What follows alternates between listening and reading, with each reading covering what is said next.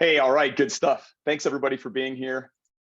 Really appreciate it. And it's always exciting to get an opportunity to talk to the crew out there about some of these things that are obviously top of mind. I always sort of feel sometimes like I show up and I'm like, it's the Captain Obvious scenario. I know, we know that this concept of the software supply chain is a bigger deal than it ever has been before. But what I do tend to find, not only as a SANS instructor, but as a consultant, I'm out hanging out in people's data centers and their office environments, just like everybody else. I'm having conversations with lots of different stakeholders, sort of across the board. And what I'm finding, there's a couple really interesting trends. This is coming from my perspective over the past probably 3 to 5 years. Number one, this has got the interest of more and more stakeholders at higher executive levels in organizations than a lot of topics have in the past, right? I mean, if it's not ransomware, it's probably the software supply chain, but it's getting everybody's attention because there's this sort of lingering concern, right? This fear that, do we really know what we're running, right? Do we really know all the stuff that's hanging out in our house? And the answer for most organizations, certainly for larger ones, is not really. We might have a sense of it. Some folks have a CMDB, or you've got some inventory mechanism in place that you feel relatively confident about. But that's only part of the equation. So knowing what you have, rock and roll. Okay, I have a good sense that I'm running this software, maybe this version. The bigger concern, it really comes in the form of third-party risk management, because we're starting to really, wonder what's going on in those software, development houses, right? What are they doing? Are they protecting the code? Are they protecting our data? Are they protecting all of the things we need them to protect?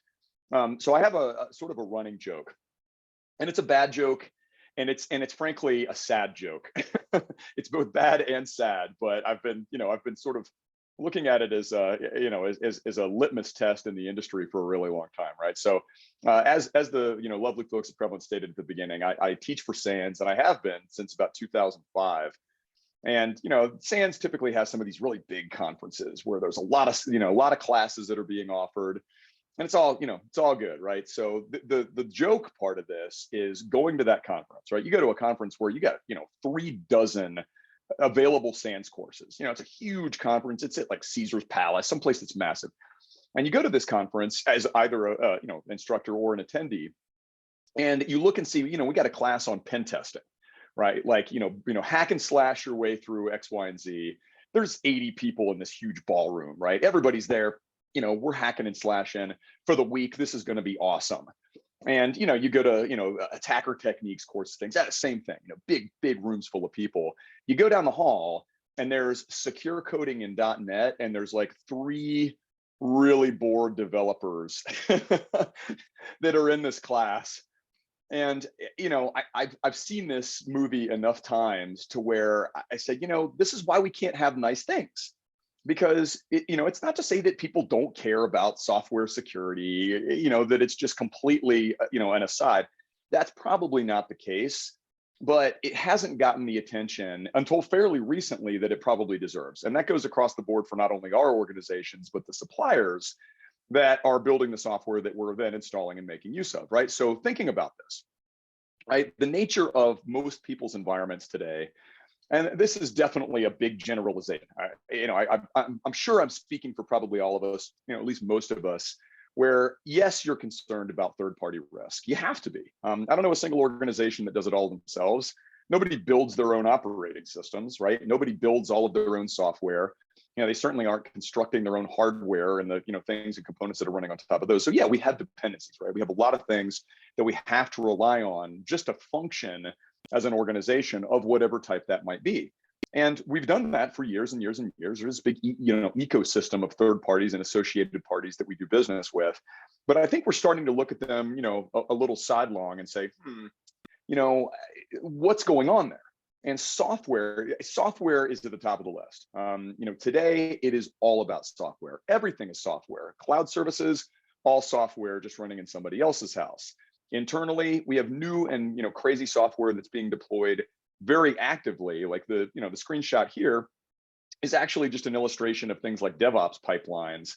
The minute you say we're doing DevOps and we're going to have a pipeline, you're going to have like dozens of new potential software packages and things coming into the mix to facilitate streamlining and automation and secrets management and checking in container images, and there's so much that goes on there. And what I tend to find a lot is that this stuff is going on in the background, irrespective of the security team's efforts to at least gain some control around it. So the security team, the risk teams may not even be apprised that all this software is coming in and being executed and running.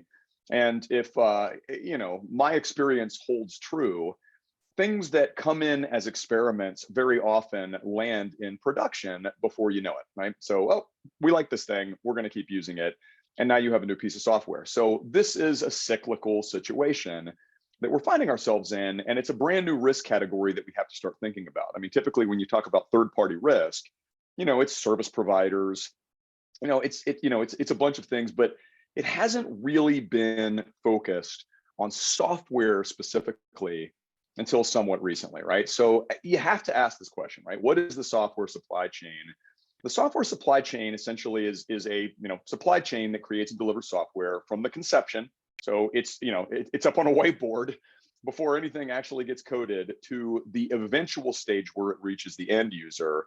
And it's all the steps in between. For any of you that have been software developers, or you've worked with software developers, or you've seen them on YouTube videos or something, there's a bunch of steps in there. So there's the, coming up with things on a whiteboard. There's the coding of the software.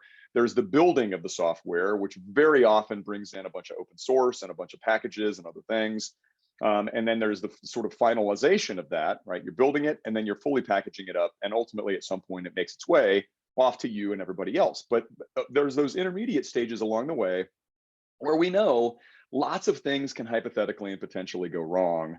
And what you always have to first ask when you're dealing with software development practices is, what's the risk tolerance and what's the stance and posture with regard to shipping? Now, look, shipping is very important for software teams, right? I mean, if it never ships, what's the point? It's sort of the idea. But I've seen a lot of concessions made. We have made commitments to customers. We got to get this thing out the door, but it's got 74 huge bugs. Got to get it out the door, right? And let's make sure we fix that here as soon as we can. So you make concessions, right? And I'm not pointing fingers by any stretch of the imagination. I totally understand the need to deliver a product and to do so ideally in a timely fashion. But there's a lot of checks and balances that need to be put into practice before that stage ultimately is reached.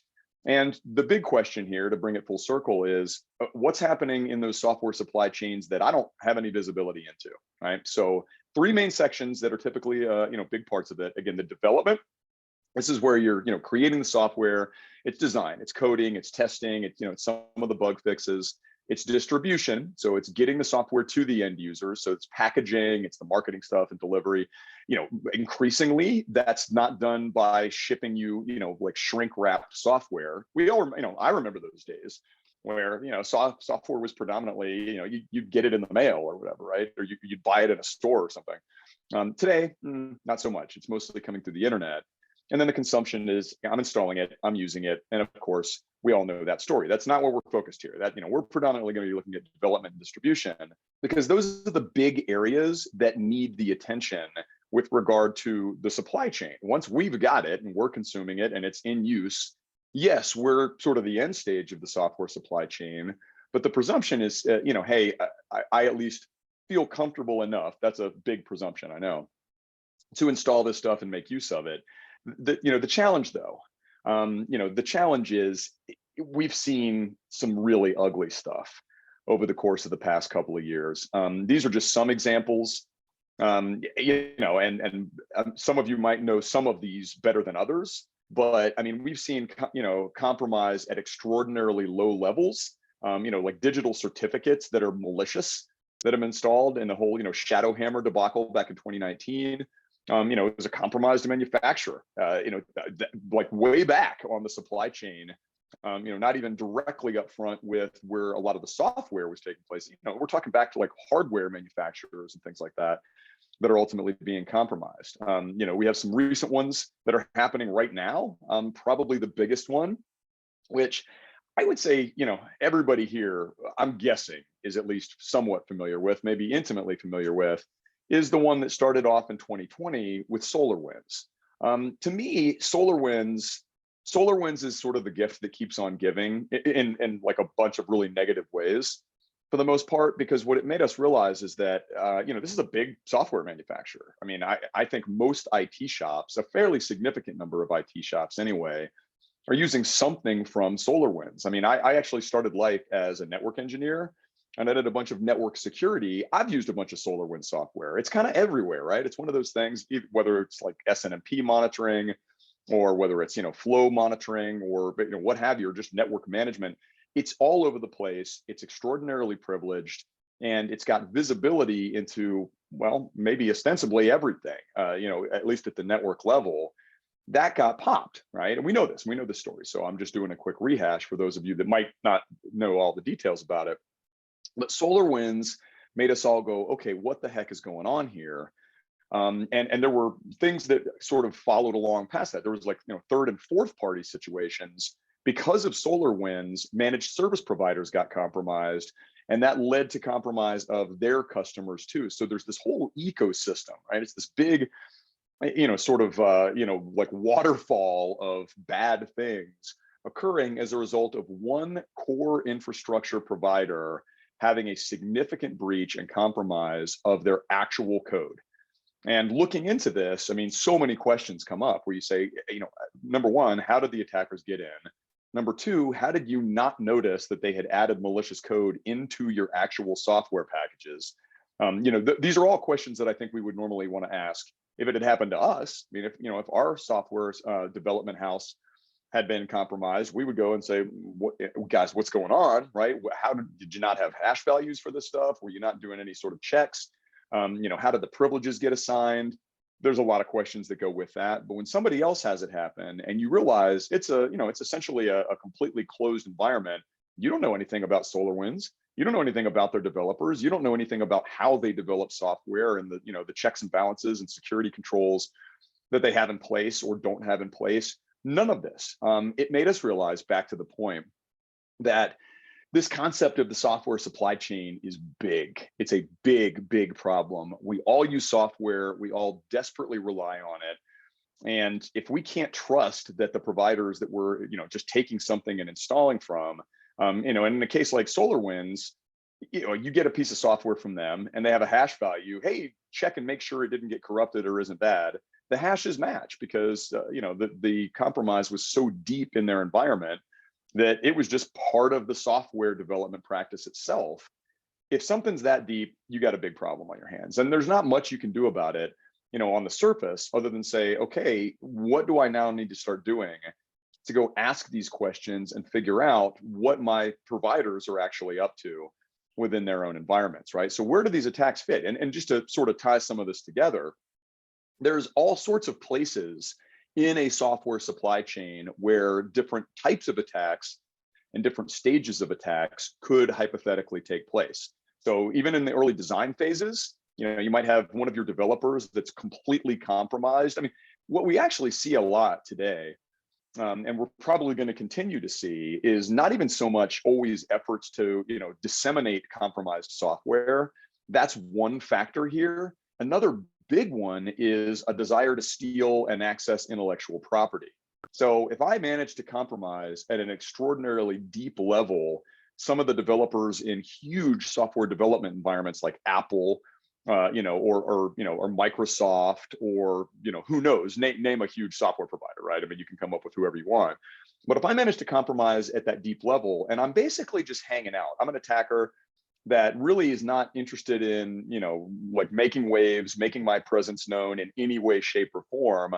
I just want to steal. I just want to take things and surreptitiously, sort of slide them out the door when nobody's paying attention. And if I can compromise the developers that are doing the design work long before any code even hypothetically gets written, if I'm a competitor or if I'm a nation state that, likes to steal, because there are a few, I might develop something and release it beforehand. I'll, release a knockoff, or I'll try to beat them to market. And this kind of stuff is happening all the time, and it's going to continue to happen. So it doesn't mean just by virtue of one of your software developers getting compromised, that you're going to get compromised. It just means there's all sorts of theft and criminal activity going on in a number of ways. Now, you flip that into the actual compromise situations, how low can you go is the question. And as we've seen with, again, things like Shadowhammer with the certificates, with some of the infrastructure, like drivers, getting down to the drivers that might need to be updated and installed for some types of software to work, getting down into software development kits. This happened at Twilio. Getting into your software repos where, you got packages and you've got libraries and things like that. The list goes on, right? The list goes on and on and on and on and on. And so I guess if you had to sum this up, it's hard. So really locking down and fully securing your software development infrastructure and environment in all phases, in all places, takes definitive focus and effort. But it doesn't mean that we shouldn't be trying. And you know it, and I know it. And really what we need to know now is whether our software developers and the third parties and companies that we're purchasing this software from know it as well, and they're taking actions to do something about it. So again, here's SolarWinds. It's the example that keeps on giving. 2020, this attack, attackers corrupted the SolarWinds software update process. It was detected in December, but it had been going on for a minute. And so we always, sort of use that date and timestamp, like, oh, yep, December 2020. But it had been going on for quite some time. There were thousands and thousands and thousands and thousands of customers that were impacted by this. And really, what a horrifying realization that is, to say, okay, I've got this software, it's been running in here for months, and it has access to a lot, and it has privileges that are pretty extensive in order to facilitate the network monitoring and control that it does. And it's owned, and you don't know who it's owned by. You don't know much about the campaign. You don't know the attacker's goals, and maybe you didn't even notice that there was anything going on in your environment. But sure enough, because of the level of access most SolarWinds infrastructure had, you now have everything sort of suspect within the core parts of your data center. Not a great feeling. A lot of clients that I work with were in that position. Some of you might have been in that position. It's a pretty bad one, right? And like I said, it's the gift that keeps on giving. Not so much because hopefully we've got all of our environments cleaned up by now. I'm hoping for everybody. It's more so because it got everybody's attention. Executives are like, what do you mean we're owned? We have all the security controls and security capabilities in place. Well, there wasn't much we could have done about it because it was coming from one of our providers, right? It was coming from a provider, and we trusted that provider. And maybe the right answer is, should we have trusted the provider? But how do you just not trust everybody, other than just unplugging yourselves in your entirety and going and living in a cave or something, right? So, and a question just came in: how do we inspect, review, audit the software value chain at any given company to support them on any exposure they may or may not have? Hold that thought. I'm actually going to talk about this as well. So just, give me a little bit, and I'll talk about some of the things that we should be thinking of and thinking about trying to do as we go along. So it is not all doom and gloom. Too many of these webinars tend to be extraordinarily doom and gloom. I'm still in the doom and gloom phase of this webinar, incidentally, but I will attempt to move towards a more optimistic outcome here in just a moment. So there we go, right? We've got this malware, it's coming in, and now, of course, we've got infected DLLs, things are bad, and boom, there you go. Okay, next one. Log4 shell. It's another gift that keeps on giving, and this one in a totally negative way, because it's quite frankly still giving. It's everywhere, and it's just one of those things. I mean, we should know better. I mean, look, some of you might remember hearkening back to the ancient times of, gosh, what was it, 2008 or 9 or 10? I don't know, I'm old, but way back in the day, when we basically realized that every vendor on the planet was using OpenSSL, right? They're still doing it, but OpenSSL was just manifest. It's everywhere. No vendors are writing their own, SSL termination and connectivity frameworks and libraries and packages. They're going and grabbing a bunch of open source stuff, and it turns out that there were major bugs, right? So huge bugs. All of a sudden, you realize it's everywhere. Log4Shell feels like that one, right? It's a logging framework for Java. Just a little bit ago, 2021, so that's still relatively recent. we had a big vulnerability and it was everywhere and it's still everywhere. And so basically, now we're tasked with going out and desperately trying to build some detect mechanisms, looking for these LDAP queries and, messages and things coming in, because this was pretty nasty. It is still pretty nasty. In fact, I know some clients, for reasons that have been unable to, completely replace this or patch this stuff. They know they have those problems and they're having to build ancillary controls and compensating controls just to try to prevent themselves from ultimately being compromised, right? Like locking this stuff away, knowing you're, unsafe.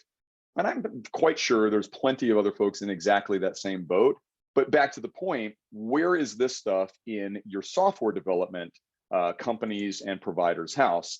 This is happening all over. It's not just the software developers and manufacturers, it's us too. We've had different types of data breaches from third parties in some of these development infrastructure environments. Sentinel-1 packages uploaded to, basically the Python package management environment. Nasty, right? So Sentinel-1, Sentinel-1 is an EDR tool. This comes all the way back full circle to security platforms, security tools. Can you trust those? If you can't trust the security tools in your environment and some of the packages that are going into, software development kits there, what can you trust? And I'm not pointing fingers. The Sentinel-1 folks are great, but this stuff is everywhere. Everybody's got online repositories. Everybody's making use of things like cloud storage and other types of things. The pipeline is complicated. I always laugh when I first started getting into the realm of cloud and, working with DevOps teams and things. I think there was this impression that, we're going to streamline this thing. It's going to be automated and it sounds good. But what you ultimately end up in the realm of DevOps and cloud, you got a lot more software and there's interconnections across it. And there's APIs that are now open, and it doesn't always get easier. And especially the surface area that is accessible and potentially open to threats often grows much larger and does so quickly. Right. So look, Gartner doesn't always agree with me. I don't always agree with them, but last year I will say, yeah, they certainly nailed this one down and actually called out the software supply chain as part of their digital supply chain risk and said, look, it's not just supply chain. It's very much all the software that's flying about in the ether that, you're using, they're using. And, the thing about software manufacturing is that, you're buying something from Oracle, or you're buying something from Microsoft, or you're buying something from, insert vendor here. They're going and grabbing stuff online. They have other vendors. It is a multi-tentacled hydra, this whole concept of software supply chain, and it touches everybody. So you don't even know who they're procuring packages from or who's building things, in what ways in some of these other places. Can you imagine the number of vendors that Microsoft has on their list of third parties? It's staggering. It's huge. They're not developing everything completely from scratch. Why would they? They're using a bunch of stuff. They have other providers. They've brought stuff into their house. I'm not picking on Microsoft. I'm just saying, look, it's a huge software company and they have all the same problems, just like all of us do. So, it's a big deal. What to do, right? So, of course, like I said, we want to pivot a little bit away from the, sky's falling. What do we start doing to think about this? And I think there really are two fundamental questions. I'm not trying to oversimplify this, but I think there's two big things that we need to sort of drag out into the light and say, all right, what am I looking at here? First is, what's at risk in my house, right? Which of my products are at risk? And of course, what are the mitigation measures? There's a lot of things you could sort of start this conversation with. First off, you're guessing, right? Like which of my products are at risk? What I might do is say, all right, what's the maturity of the vendor, right? Like how well known are they? And then somebody's going to go, but what about SolarWinds, Dave? Weren't they a mature, respected vendor? And yeah, okay, fair point, right? So, but I would look there. I would look to see whether I had any information about those vendors, whether they had supplied me with any risk mitigation measures and security controls and processes and policies that they had internally. Many of them don't, right? So you go across your 173 software companies that you have things working in your house right now, right? Maybe 7 of them have given you some details about their software development practices. And of course, I'm being mildly sarcastic, but it does feel like a pretty slim picking situation. What do you do to mitigate? So security advisories. Yeah, it's a good idea. It's a good idea to keep track of this stuff and make sure that you're apprised of any vulnerabilities that are being published, any sort of major attacks that are coming out. Some of this is like a threat intel situation, but to be fair, I know a lot of clients that don't even know who the software owners are or the application owners are in their environments. And even if they do, there's a good chance that those people are busy with their day jobs and they're not out there really even paying attention to some of this stuff, right? And again, I'm not pointing fingers. It's just the nature of how these things work. I bought this thing to do this thing. It's over here running. If they have a big problem, is somebody on that mailing list? Do you know? So again, yeah, lots of stuff. I'm asking the vendors, and of course, I'm laughing at that because the vendors themselves have, at least in the past, not been wholly forthcoming about whether things are going on. And I mean, look, a lot of vendors aren't really keen to come right out and be like, yeah, we really suck at security. We're terrible. We're working on it though, right? I mean, no, nobody's going to come out and say that right out. So how do you ask the questions? What kind of investigations can we do? One of the things that has come up recently is this, concept of using, basically a software bill of materials. But, of course, I'm being facetious here. Good luck. We got a lot of software. This is not easy. This is not an easy thing to tackle, especially if you're trying to do it piecemeal. We're going from vendor to vendor to vendor and, trying to find out how to contact, trying to find your app owners.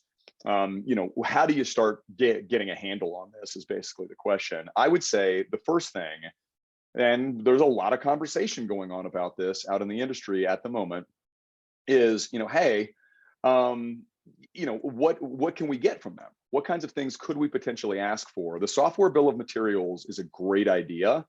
And personally, I think this is a great idea for vendors to have as well, because it allows them to have a more complete tracking of all the components and the libraries and things in the first place. I think that's a good idea. This is your product. You are creating this thing. It makes sense for you to have a really accurate and up-to-date, kind of chronicle of everything that's in there, so that you know when you need to update things. And ultimately, what we're asking for with this software bill of materials is for them to provide that to us, as the consumers of the software, to say, hey, look, if I ask you for your software bill of materials or your SBoM, if you prefer, I need to know. I need to know whether I am at risk by using your software. That doesn't mean you're giving me, deep, dark secrets. Doesn't mean that you're giving me some intellectual property or something that I could use against you. What I'm doing is trying to assess my risk surface. That's really the big question. So going back, Log4j came out as a critical vulnerability in December of 2021. But I had a lot of folks that went, do I even know? How do I know that I have this anywhere? Right? Do I have any software running that has this in there? It really fell back to that same conversation of, looking at, things like OpenSSL and then coming to the realization that essentially all of your vendors had used it. We don't know how many are using Log4j and have those libraries, components, and dependencies and pieces in place. If somebody had been able to provide us with an SBoM and it had this in there, we would have been able to go consult it, known we had it, and then taken some mitigating steps thereafter to at least prevent this from being actively exploited. Okay, hey, this stuff lives over here. Let's ratchet up the monitoring, if nothing else, to see if we start seeing illicit activity or unusual or untoward behaviors that could be indicative of something bad happening in our environment, or something attempting to be bad happening in our environment. Right. So there's numerous formats, and this is still actually what this shows you is that this is still in flux. So the question came in, is it possible to quote unquote audit an SBoM? Well, this is how you would go about doing that. You would have a parsing mechanism of some type that could facilitate going through the bill of materials and basically, trying to validate what was in there at all. But at the same time, you might have different formats from different providers. And we're still trying to find the format that everybody could sort of adhere to and make use of. I don't know when that's going to happen, to be candid. This is a pretty new thing that's emerging at the moment. SPDX is a little heavier version than CycloneDX, but it's also driven by the Linux Foundation. And it's got a lot of really good details and things in there, as well as security references. There's more security references and like attributes and things in SPDX than CycloneDX. So I sort of have a little bit of a preference for it, but again, it's neither here nor there. We haven't decided on any of these things. as a, if we want to call it a standard, we haven't seen that necessarily emerge. There's some initiatives underway, right? So this is where I start pivoting from the doom and gloom off towards the, hey, people are starting to pay attention. Now, look, I'm going to be the first one here. Some of you might be feeling the same way I am. I'm not going to wait for the government to save me, right? That could be a long wait. If we're waiting for them to get it all figured out and tell us exactly what we should do. And of course, again, my sarcasm is only coming out because these are slow processes. I'm extraordinarily happy to see that there's some effort here happening. I think, take politics out of this thing, right? I don't care who's president. I don't care who's in Congress. Everybody is going to start paying more attention to software. And I think a lot of that is being driven by, attacks against critical infrastructure. Nobody's sleeping on this thing. So, the fact that, yeah, they're at least, putting some executive orders out there to improve cybersecurity, not only for the nation, but for everybody. Part of that is enhancing the software supply chain. And so the minimum elements of an SBoM are basically provided as a result of this. So if you haven't ever seen this one, it's freely available and might make some sense to at least get a sense of kind of what they're including and what they're saying. But I wouldn't leave it wholly in the in the hands of the government. I think there's a lot more to sort of bring into the mix on this as well, right? I think the industry is probably going to come up with solutions and answers more so before the government says this is the answer, right? I think they're still trying to figure it out too. Now, we have lots of other things starting to align here, because ultimately, since we're talking about software and we're talking about software packages and we're talking about software components, what we're also talking about is means by which we can discover and validate that we may or may not have vulnerabilities. That has been a big problem. In fact, that's a much bigger talking about essentially the notion of vulnerability disclosure, how we get that vulnerability disclosure, how we talk about advisories, how we keep ourselves apprised of this stuff. The list goes on and on. This is an ongoing debate in the security industry and others. Well, this is a cool effort on the part of OASIS, the Common Security Advisory Framework, which has not, once again, been wholesale adopted as a standard by any means.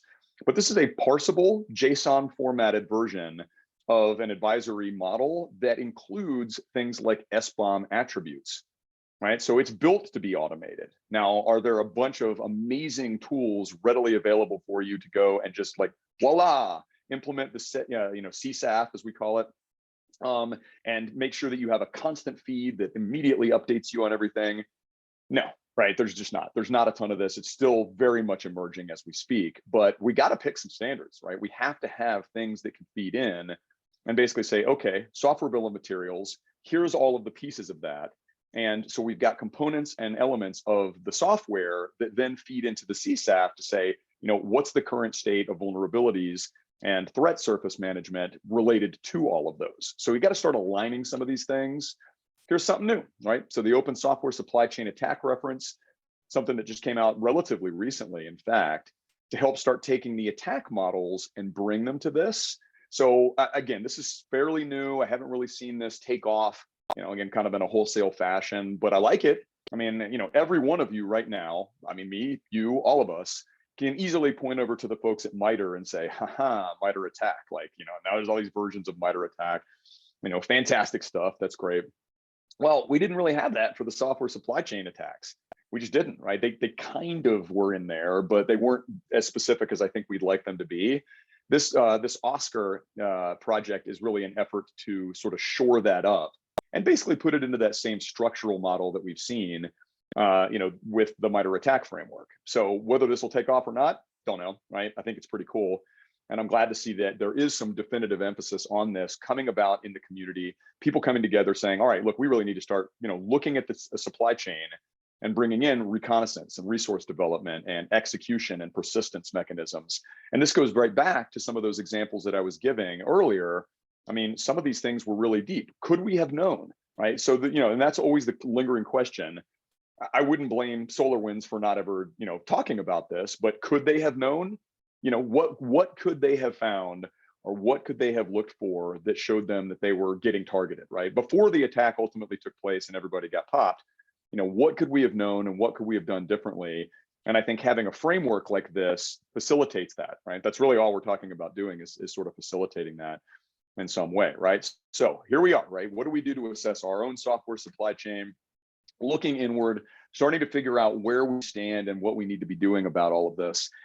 I would say, number one, get an inventory. I mean, there has to be a real concerted effort to start compiling a list of your services and a list of your software, and basically start finding out about the vendors themselves. And looking at your own development components. That's of course more of a discussion around software security and securely developing software. But sure, there's industry frameworks to help sort of build a plan. Some of you might adhere to CIS controls for locking everything down. There's the NIST cybersecurity framework. There's COBIT. There's HITRUST. I mean, I'm not espousing or rejecting any of these. I think you use what makes the most sense for your overall, your plan related to security posture, and by extension, third-party risk. But ultimately, there's got to be something that helps us. This is pretty cool. So this is actually something that came from the Cloud Native Computing Foundation that I thought was really, really good. There's some really cool, interesting, like software risk analysis tools and methods coming out. And so this is just one example for you, with the Open Software Foundation. I'm not saying you should absolutely latch on to this, but if I'm looking at, hey, number one, what do I need to do in-house to protect my software and my developers and our code? But maybe, by extension, what do I need to be asking these people, right? So, what are the things that I need to be going to those developers and those software companies and saying, hey, are you doing these things, right? And so here's just a quick snippet from the table of contents here. Securing your source code, securing all the materials and the build pipelines and any of the artifacts, your deployment strategy and your deployment pipeline, your packaging mechanisms, and ensuring that you're validating and ensuring that none of the packages are vulnerable, et cetera. And all of those things need to be done by everybody. I find a lot of security and risk teams that they're just not. This is not where they come from. They don't come from software development backgrounds. They're trying to figure this out as they go along. And so I think anything that helps move that needle a little bit down the road, we should be taking into account. Take a look at your third parties. So it's not just software, because some software might be open source, right? You may have software running in your house right now that doesn't have an associated third party by any means, other than the community, right? Who do I blame if it's terrible, right? Kind of stuff. But look, lots of open source running in people's environments these days. You don't always have somebody that you can sort of, pin the blame on, but anything commercial, period, you need to start bringing them into the risk review process and say, all right, look, what are the controls that we need for them to demonstrate compliance? I want source code analysis, right? I want to make sure you're not writing crappy code, right? I need package analysis. I need library analysis. I need container images that you didn't just go and download from Docker Hub without doing any validation on them, right? I need some limitation of privileges related to who can get to what where within your environment. And I need to make sure that at all of these various phases, you're doing gut checks and that security is involved and that there's audits and reviews. I need all this. So yeah, you got to put together a list and figure out, hey, how often do I need to talk to them? That could be driven by compliance, could be your own internal standards. That's more of a generic third-party risk assessment viewpoint. Ideally, having an always-on model, right? So you get some information from them, you keep it within a system, and then you don't have to go, oh my gosh, put it on the calendar, let's go do a review of company X. No, you have some platforms and things that can help with that. And of course, what happens if they give you answers that are unsatisfactory, or what if they give you nothing at all? How do you handle that? That's probably a question better left for executives and some of the folks that are, basically either acknowledging or accepting the risk in the case that they don't get what you need. That's something that probably needs to be had at a larger governance level than Dave telling you, hey, this is the best approach. What should we require? I need to know about the security of the software, and I need to know the ability of developers and providers to remediate, right? Those are big issues. In other words, hey, if I find, because maybe you gave me an SBoM, that you've got some packages in there that just got a huge notification out of the industry that there's a problem, what are you going to do about it? Are there SLAs? Is there an expected time frame for turning that around? What do I need to do in the meantime? How do I protect myself? I think it's incumbent upon the software developers to help you with this. And to date, there hasn't been a heck of a lot in the form of support and advisement in that regard. It's, oh my gosh, best effort, we'll wait on a fix. Great. So yeah, you get a gold image from the manufacturer, but in the case of somebody like SolarWinds, you thought it was fine. It wasn't fine. So we need a little bit more introspection and visibility into those earlier stages of the development life cycle. I think, controls that we have in place, compartmentalization. I want to make sure that if, for instance, some of the software we're using or software developers that we're working with have access to our information, I need to know that you're keeping it isolated. I need to know that you're protecting the source code. I need to know that you're doing change monitoring. I need to know that you're controlling secrets and privileges. And this concept of package vulnerability management absolutely is something that needs to be discussed, and it needs to be openly discussed, and there needs to be some disclosure with how that's being controlled and facilitated within any of the manufacturers and service providers that you're making use of, right? So obviously, don't use risky providers. I love the concept of like supplier risk ratings and some of these, but they're not infallible, right? So if you get somebody that's just definitively shady, somebody's up in the high severity risk range, we've seen a lot of things coming from them. Like for instance, if they get hijacked and you start seeing stuff out on the dark web, or you start seeing things like phishing emails emanating from their domain, like, panic. Yeah, they're going to get a worse risk ranking. But, again, going back to some of these really reputable providers, they looked good on paper, right? So you can't always trust this. For all we know right now, Microsoft could be completely compromised. I don't think it's happening, right? As an example, but you don't know. I don't know. We don't know. And certainly, we hope that they're not, but, pretty much everybody's running their software regardless. So start looking at the procurement team processes, how vendor review is initiated, how we're looking at contract terms. I think there's a lot of this that's just bigger picture third-party risk. What I'm really advocating for is ensuring that software manufacturers and providers are in the mix on this stuff, right? A lot of people have, really had third-party risk very narrowly focused around maybe a select group of service providers, cloud providers and stuff, and that's fine. But I think we need to broaden that, right? I think any software you're running that can touch sensitive data or is potentially able to gain privileges and so on, start there, right? Start with the stuff that's closest to the sensitive data and people, and then work outward from that point. But they need to be incorporated and brought into your third-party risk management scenario. So there's a lot of room to grow here. Again, we need more transparency from providers, and the suppliers of software. I'm very bullish. I think, that SBoMs are going to take off. I think you're going to start seeing people basically demand these things. And eventually the software companies will get in line and start helping and providing some of this, at least, the good ones will. But I think, given the sheer breadth of software that we tend to run, I don't think you can do this manually in a spreadsheet, seriously, right? I mean, all those different efforts that I sort of highlighted and said, hey, look, it's getting better. There's some efforts, right? Oasis is out there doing some stuff. We're starting to build on some of this stuff. But I don't think you can do it easily. Even small organizations might have a ton of different software. So I think it's much harder to sort of try to keep up with this stuff and keep pace in a manual fashion. But it's like I said, we're still in fairly early stages at this point. So time will tell. Awesome, Dave. Thank you so much for the presentation today and for the insight and the best practices and more that you offered to the group today. I just want to take a couple of minutes and review what Prevalent can do to help simplify the assessment of your third-party providers, including your software providers. Next slide, please, Dave. As Dave said, this is an exercise in just having better discipline over third-party risk management and including your software providers as part of that population of folks that you're working with. It isn't necessarily a separate exercise, it's a conjoined exercise where you're assessing the relative security strengths and weaknesses of pretty much any entity that you do business with, whether that be a critical software provider or a cloud hoster or any other type of vendor that you're offloading work to.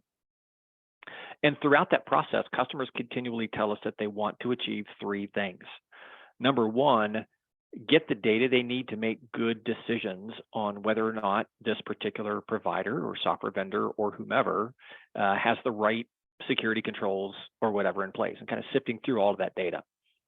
Second is getting everybody together lined up in the enterprise around a single set of processes and procedures and data, kind of knocking down the silos to get everybody singing from the same hymnal.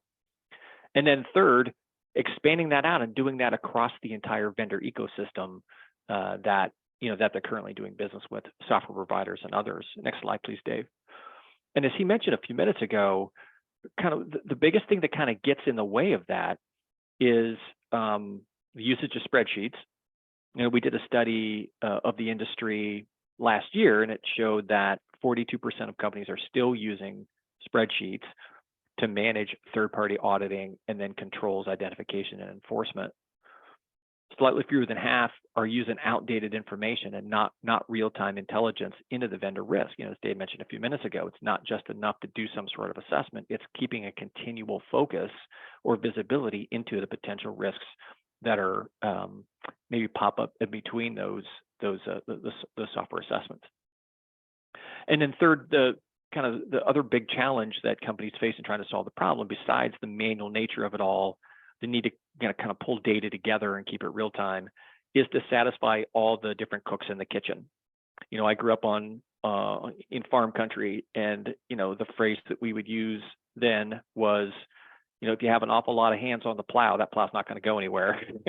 And so you need to have a single set of data, a single set of processes, tools, and systems that is guiding the plow, if you will, in the right direction to make sure that you're not going in all these different directions. This is kind of the typical challenges. Next slide, please, Dave. What we seek to help address is third-party risk at every stage of the third-party lifecycle. So we look at risk holistically. That includes kind of understanding the risk that a potential vendor brings to you. So wanting to see, a SOC 2 report or some NIST certification or ISO certification that says that they have the right software development practices in place, the right security protocols in place. And then attesting that against the evidence that you find from doing kind of external monitoring scans to validate those conclusions in the presence of controls. At the intake and onboarding stage, it's about simplifying that process and getting everybody together in the same contract and due diligence process, so that once that vendor is onboarded, you've got some direction on areas that you need to drill down deeper on as that relationship progresses. And part of that, it naturally is scoring some inherent risk, or understanding the different criteria, the criticality of the software provider, for example, or whether or not it touches client-facing processes or houses client data that you may need to, have a picture of to help, set a future, direction on assessments. Executing the assessment and remediation process in a much more automated fashion, continually monitoring and validating, measuring SLAs and performance of those vendors or providers.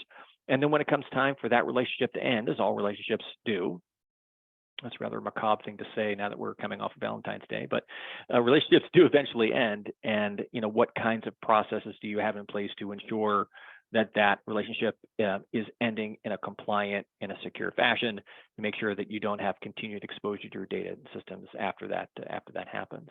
And click one more, Dave. That's what we specialize in. And then one more here at Prevalent is delivering capabilities at each one of these different stages to accomplish three things. Number one is to simplify and speed up, onboarding of new vendors with a single source of the truth and process to manage that vendor. Second is to streamline the process and close gaps in risk coverage, so we can consume certifications, we can consume assessments, we can consume external continuous monitoring data, centralize it into a single risk register so that you've got one place to visualize and act on risks. And that by its very nature helps to accomplish the third thing, and that's unified teams across the third-party lifecycle. That's what we seek to do anyway. Next slide, please, Dave. we deliver this via a combination of our people, our experts in third-party risk management that, are around here to do the hard work for you, from onboarding vendors, executing on assessments, performing remediations, and then managing them throughout the life cycle. Consuming data from 500,000 different endpoints and sources to help you calculate an accurate risk score, not just from a cyber perspective, but also some of the more qualitative measures as well, like finance and ESG and reputational risks. And that adds context to some of the, the cybersecurity issues. And then finally, put it all in a platform to help you centrally manage it with discipline and rigor throughout the life cycle of that relationship. So the combination of the people, the data that we have in the platform, and then the platform itself and the process really help to help you automate and accelerate the process of assessing your vendors. Next slide, please. And then we do have tremendous coverage in terms of risk areas in the platform. You can just see some of that here. We'll speed by this onto the next slide so that we can move on to our Q&A time, which I think is very good. But we do offer a tremendous amount of risk coverage in the platform, from a cybersecurity to operational and business risk, lots of compliance assessments and continuous monitoring feeds, finance risk, reputational, ESG, and more, all kind of come together to help give you a complete picture of your vendor's risk profile. Last slide for me. At the end of the day, our objective for you is to help you accomplish three things: to help you be much more intelligent, much smarter in your third-party risk management processes. That's giving you performance insights, data-driven analytics, and role-based reporting for folks throughout your enterprise. Second, to bring it all together under a single source of the truth, so you've only got one place to go to find and act on risk.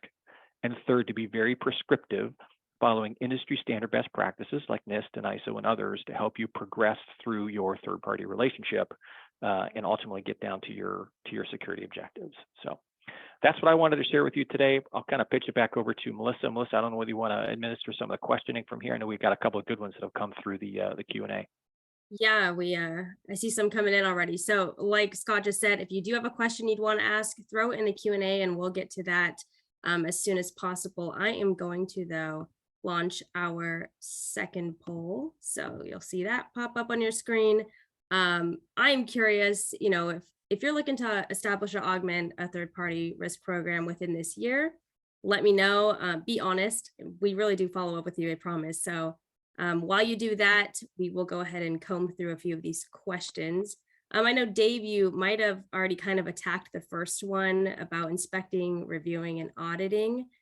Anything else you wanted to say on that, or did you want to move on to a different question? No, I think we probably covered that one. I mean, it still feels a little nebulous, but we've got some resources to start piecing that together, and I think you start that process and do the best you can. Got it. I'm going to pop to the next one then. What documentation can we ask for, and what is the frequency to help provide us with evidence that proper risk mitigation is in place? So I have some thoughts on that, and I'm sure Scott probably does as well. But so to me, the document, ultimately, I'd love to say, oh, you just need to go ask for the SBoM and you're going to get everything you need. But I know better and you know better. A lot of organizations don't even have those yet. It's just too new, right? This is a new trend and thing that's sort of starting to emerge. So I would say, ask for that. Let's start with that and say, hey, do you have one? And if they say absolutely not, you might say, well, why not? But that's a different conversation. The things you should be looking for are controls validation mechanisms like static code analysis, dynamic testing processes, privilege minimization policies and standards, and really the vulnerability management practices, and ideally even tools or controls that are in place throughout the entirety of that life cycle. Because ultimately, if they're packaging up something that's bad, I want to know, that whatever's coming to me may not have been assessed that thoroughly. So that's the kind of things I would be asking for. And I would be asking for it probably on a, I'd say probably a monthly to bi-monthly basis, depending on the frequency of software updates. Scott, anything on that, or you want? No, totally agree. It's a combination of things. If you're looking for like an attestation or a certification or a thing to say that you've done all this, there are frameworks out there. I think NIST has one, but those things are nascent, and they're continually evolving and more, and you'll see a lot more of that coming down the pipe, as Dave said. So, my biggest thing is privileges, especially in the software development lifecycle, and segregating or segmenting, dev labs and sandboxes out by privileges to, keep any potential questionable code or elements of that ultimate software deliverable out of a general production environment until it's been thoroughly tested and vetted. So, just one more thing to think about as part of the process, really. Perfect. I'm going to hop to this third question then. Any thoughts on the NIST secure software development framework as an assessment tool internally and leveraging components for external supply review? I think it's the one you just mentioned, right, Scott? I think that's the one Yeah. you were referring to, probably. Yeah, I think. Yeah. I mean, at least based on what I know, and I'm always open to new things that have emerged unbeknownst to me. It's pretty good, right? It's fairly thorough. I think there's room to build on this, as always. But if you're looking for a starter, that's probably a pretty good one. Awesome. Well, I think that's pretty much it for our questions for today. I think I'll give the whole world a good 2.5 minutes back. Dave, any closing remarks, or Scott, anything on your end? The only thing I would say is, get going on this now. You're going to need all the time you can possibly get to start pulling together the inventory and the vendors and figuring out who's responsible for what. I mean, this is a huge area for everybody, right? So there's really no time to waste. Things are not going to get better quickly, and the more attention you can pay to it now, I think the better off everybody is ultimately. Perfect. Well, thank you again, Dave and Scott, and thanks everyone for all your questions.